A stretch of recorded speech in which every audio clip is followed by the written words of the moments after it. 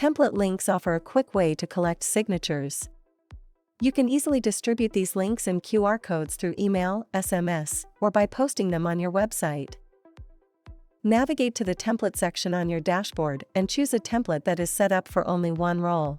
Click on the link icon located on the right side of the chosen template. As the template owner, the link is automatically set to on. However, if you've received the template from another owner, you'll need to toggle the template link option to on.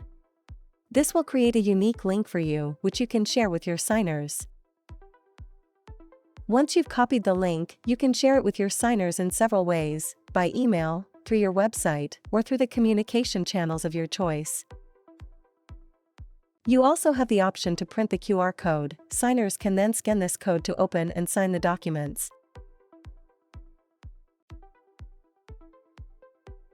As soon as a signer clicks on the link, they will be required to authenticate their email address.